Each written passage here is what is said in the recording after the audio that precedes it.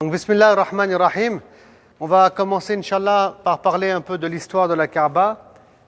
Et donc ça, c'est la première Kaaba telle qu'elle était à l'époque de Ibrahim, alayhi as-salam, telle qu'elle a été construite à son époque, il y a plus de 2500 ans, on va dire, avant même la naissance du prophète, sallallahu alayhi wa sallam.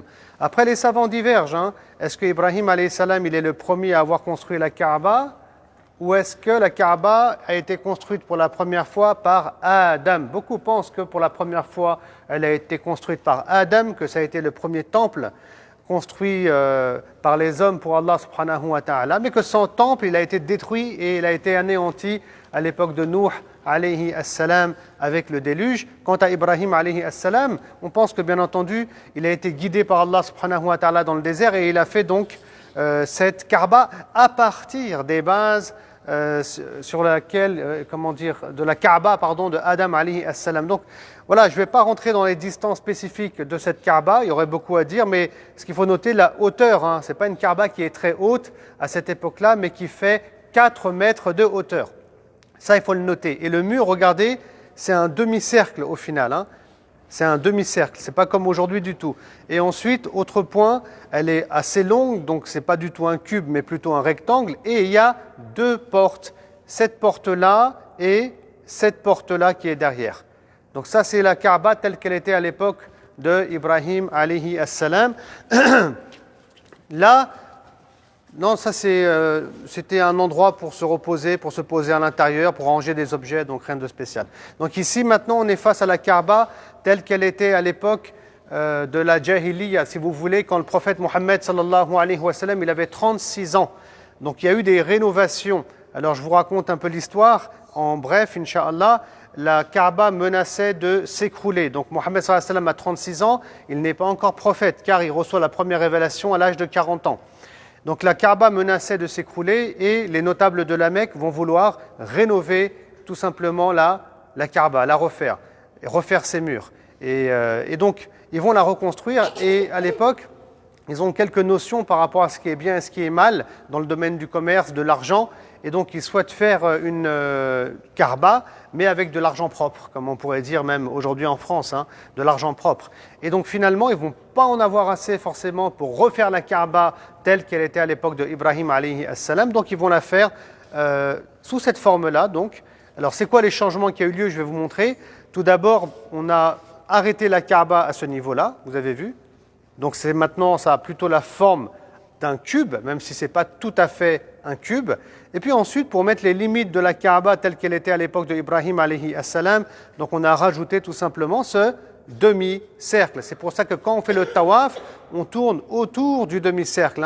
Et si on coupe à l'intérieur, alors bien sûr, le tawaf il est nul. Et si vous priez ici, vous avez prié à l'intérieur de la Kaaba. Bon, il n'y a pas forcément de hajar qui est... Comment?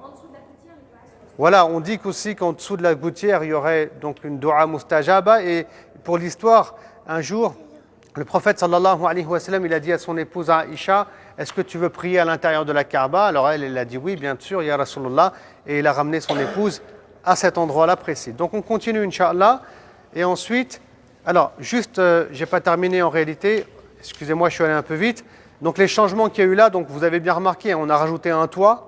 Et ensuite, on a allongé l'auteur. On a allongé l'auteur et on a condamné la porte qui est derrière. Donc, on a laissé qu'une porte qu'on voit de l'autre côté, donc là où vous vous trouvez en réalité.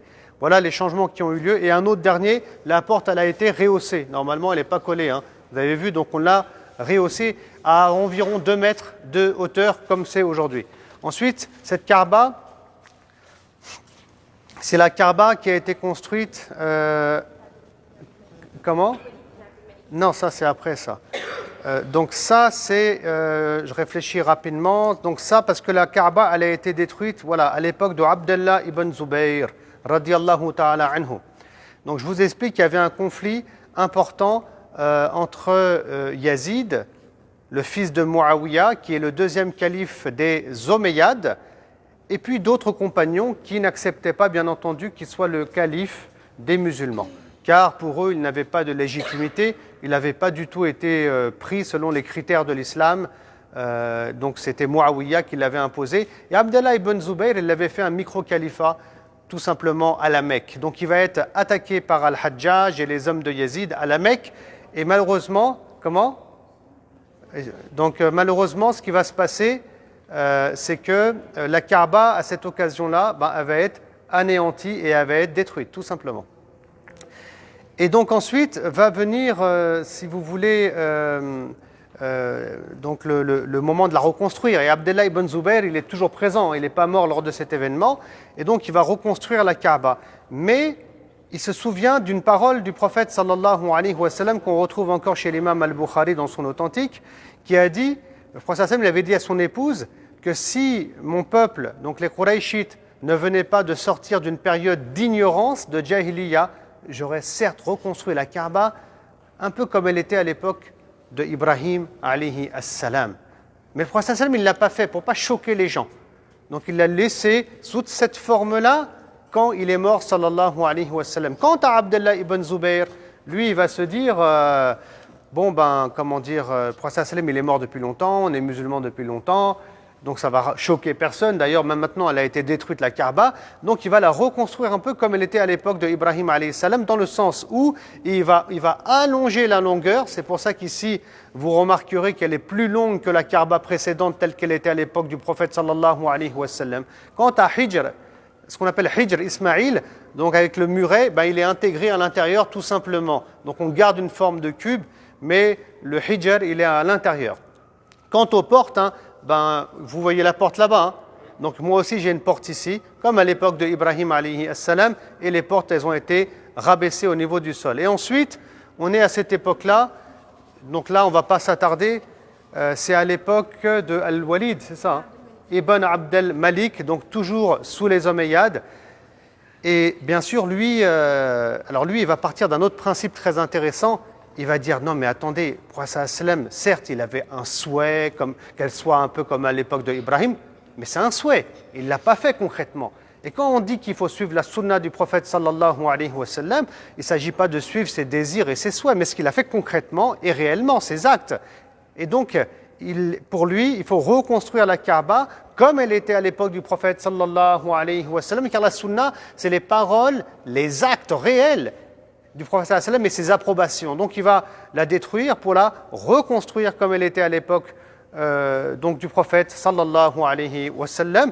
Et après, il y en a d'autres qui vont vouloir, dans leur ijtihad, reconstruire la Kaaba comme elle était à l'époque de Abdallah ibn Zubayr. Mais les savants, comme l'imam Malik et d'autres, ils vont dire non, on risque de perdre tout respect envers la Kaaba, et donc on va arrêter de jouer avec, on arrête de la toucher, et depuis ce jour-là, elle a cette forme-là. Et ensuite, on a une dernière Kaaba qui représente un peu la Kaaba telle qu'elle a été donc conçue avec ses draps, etc., donc dans une période, on va dire, beaucoup plus récente. Voilà, vous pouvez prendre des photos, bien entendu, Inch'Allah. Barakallahu fikum, et on va passer au panneau suivant.